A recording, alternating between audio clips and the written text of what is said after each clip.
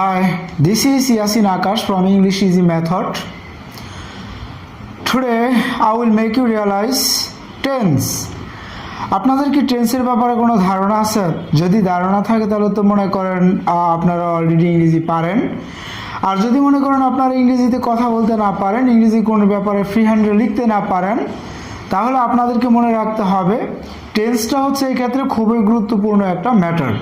যদি আপনার টেন্সের উপরে ভালো আপনাদের ধারণা না থাকে তাহলে অবশ্যই আপনারা ভালো মানের ইংরেজি পারবেন না এবং যে কোনো ধরনের বাক্য সেন্টেন্স মেকিং করতে পারবেন না, কোনো ধরনের বাক্যকে আপনার ট্রান্সলেশন করতে পারবেন না। এই কারণে টেন্সটা হচ্ছে আমরা এই কারণে টেন্সকে বলে থাকি, টেন্স হচ্ছে ইংরেজির মা। Tense is called the mother of English. টেন্সকে ইংরেজির মা বলা হয়। আর আপনারা একটা জিনিস জানেন, যদি কোনো একটা বিল্ডিংয়ের ফাউন্ডেশনটা ভিত্তিটা যদি নর্মাল হয় তাহলে ওই বিল্ডিংটা কিন্তু আমরা তুলনামূলকভাবে অনেক উঁচু করতে পারি না বা অনেক তালা বিশিষ্ট করতে পারি না, কারণ ভিত্তি দুর্বল থাকলে যে কোনো সময় তা ওই বিল্ডিংয়ের কোনো দুর্ঘটনা ঘটতে পারে। একইভাবে আমাদের ইংরেজির ক্ষেত্রেও যদি আপনার ফাউন্ডেশনটা ভিত্তিটা যদি স্ট্রং না থাকে তাহলে অবশ্যই আপনি ইংলিশেও তেমন কিছু ভালো কিছু করতে পারবেন না। আর ইংরেজিতে অনর্গল কথাও বলতে পারবেন না, ইংরেজিতে আপনারা কোনো রকম সেন্টেন্স ট্রান্সলেশন করতে পারবেন না এবং ইংরেজি নিয়ে তেমন অনেক দূর যেতে পারবেন না। সো টেন্সটা হচ্ছে ইংরেজির জন্যে, ইংরেজি শেখার জন্যে, ইংলিশ ইমপ্রুভ করার জন্যে টেন্সটা হচ্ছে কিন্তু অত্যন্ত প্রয়োজনীয় বা গুরুত্বপূর্ণ একটা ম্যাটার ইংরেজির জগতে আর কি। সো আজকে আমি আপনাদের টেন্সের উপর একটা ধারণা দিতে চাই এবং আগামী পর্ব থেকে অবশ্যই প্রত্যেকটা টেন্স আমি প্র্যাকটিক্যালি আপনাদের দেখিয়ে দিব।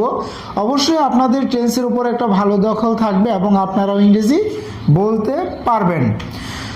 সো ফ্রেন্ডস, তাই বন্ধুরা, চলুন আমরা প্রথমত জানি যে টেন্স নর্মালি কিভাবে আমরা টেন্স বলতে আমরা মূলত কি বুঝি। টেন্সটা মূলত কাল। মানুষের কাল তো হচ্ছে দুইটা, একটা হচ্ছে তো আপনার ইহকাল আর একটা হচ্ছে পরকাল। তবে ইহকালের ভিতরে কিছু স্টেপ আছে। এই স্টেপগুলো হচ্ছে আমাদের টেন্সের কাল, যেমন বর্তমান কাল, অতীতকাল, ভবিষ্যৎকাল। অতীতে আমরা যা রেখে আসছি তা হচ্ছে অতীতকাল, আর বর্তমানে যা নিয়ে আমরা চলছি তা হচ্ছে বর্তমানকাল, আর ভবিষ্যতে যা হবে তা হচ্ছে ভবিষ্যৎকাল। টেন্স মূলত হচ্ছে তিন প্রকার।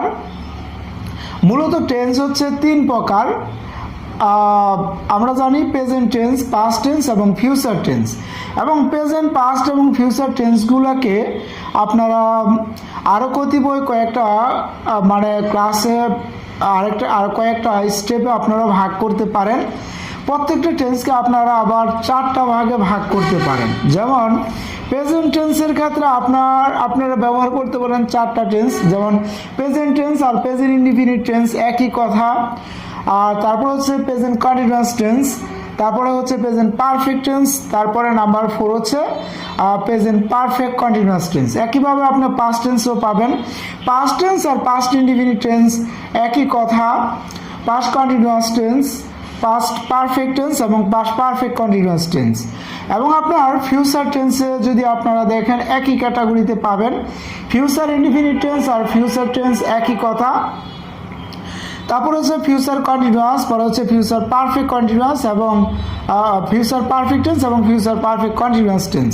তো আমরা একটা টেন্সকে, প্রেজেন্ট টেন্সকে যদি 4 ভাগে ভাগ করি, পাস্ট টেন্সকে 4 ভাগে এবং ফিউচার টেন্সকেও 4 ভাগে যদি ভাগ করি তাহলে আমাদের টোটাল 3 4 হচ্ছে 12 প্রকার টেন্স আমাদের পুরোপুরি ধারণা থাকলে মোটামুটি আমরা ইংলিশে ভালো পারফরমেন্স দেখাতে পারবো।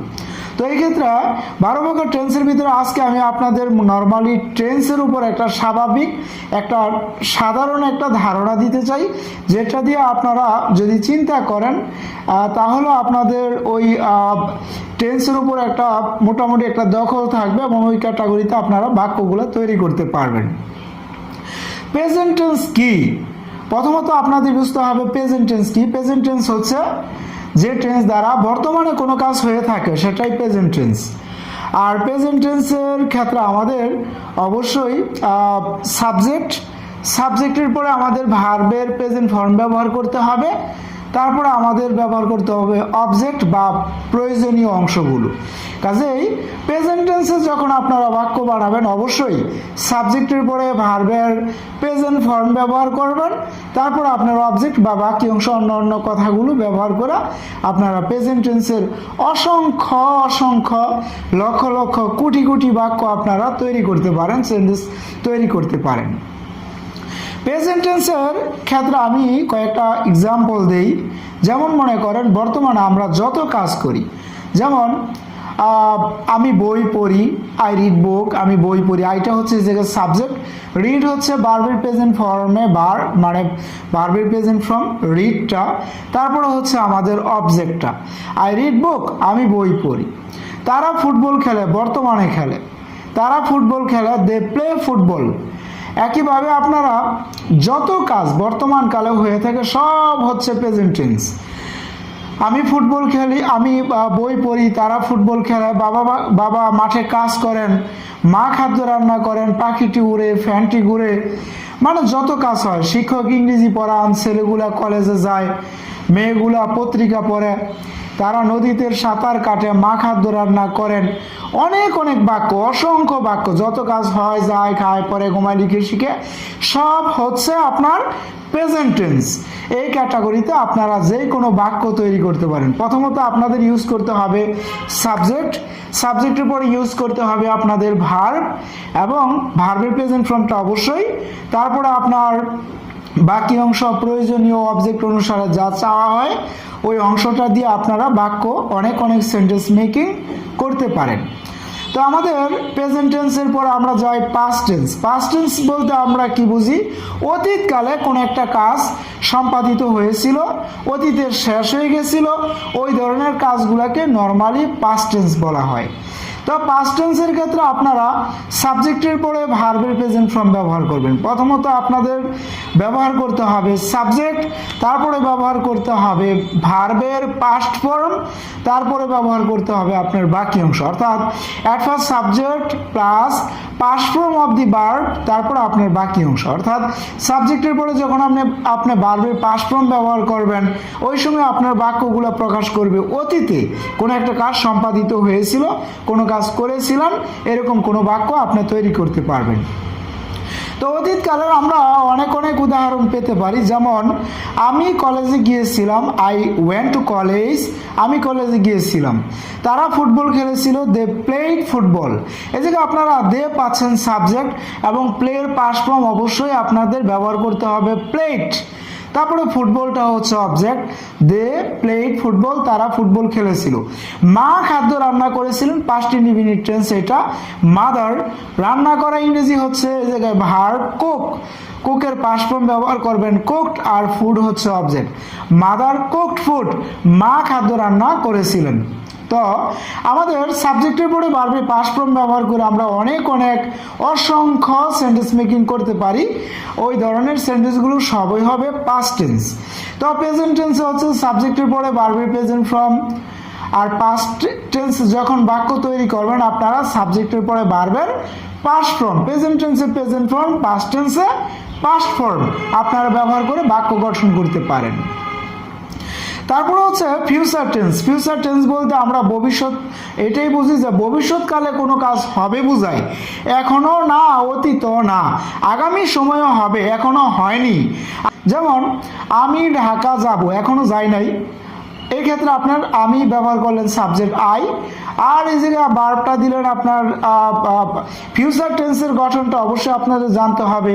সাবজেক্ট প্রথমে দিতে হবে, তারপরে ব্যবহার করতে হবে শ্যাল উইল, তারপরে হচ্ছে আপনার ভার্বের প্রেজেন্ট ফর্ম প্লাস আপনার বাকি অংশ ব্যবহার করতে হবে।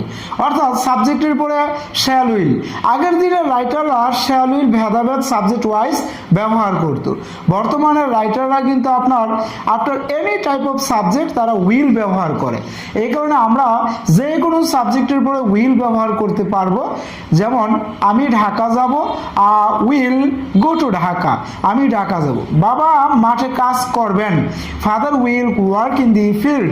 মা খাদ্য রান্না করবেন। This is future tense. Mother will cook food. মা খাদ্য রান্না করবেন। পাখিটি উড়বে, দ্য বার্ড উইল ফ্লাই। এরকম অর্থাৎ ফিউচার টেন্সে আপনার সাবজেক্টটা দিবেন, তারপর একটা উইল ব্যবহার করবেন, পরে ভার্বের প্রেজেন্ট ফর্ম দিবেন। এই অনুসারে আপনারা বাক্য অধিক পরিমাণে গঠন করতে পারেন। এই ক্যাটাগরিতে আপনারা অসংখ্য বাক্য বানাতে পারেন। মনে রাখবেন, প্রেজেন্ট টেন্সে বাক্য বানালে অবশ্যই সাবজেক্টের পরে ভার্বের প্রেজেন্ট ফর্ম। পাস্ট টেন্সে যখন আপনারা বাক্য তৈরি করবেন, সাবজেক্টের পরে ভার্বের পাস্ট ফর্ম। এবং ফিউচার টেন্সে যখন আপনারা বাক্য গঠন করবেন, সাবজেক্ট প্লাস উইল প্লাস ভার্বের প্রেজেন্ট ফর্ম দিয়ে আপনারা বাক্যগুলো গঠন করতে পারেন। এই ক্যাটাগরিতে আপাতত আপনারা ধারণা রাখেন। আমি আগামী ক্লাস থেকে অবশ্যই প্রত্যেকটা টেন্সের ইজিলি ভাবে চেনার উপায়, কাকে বলে, চেনার উপায়, গঠন এবং অনেক অনেক উদাহরণ দিয়ে আপনাদেরকে বুঝিয়ে দিব। যদি আপনারা টেন্সের উপর ভালো একটা দখল নিতে পারেন, আমি মনে করি you will fit everywhere in our country and all over the world if you know well English. Thank you very much. Bye. Bye bye. Like an addict, do I gotta have it. I ain't even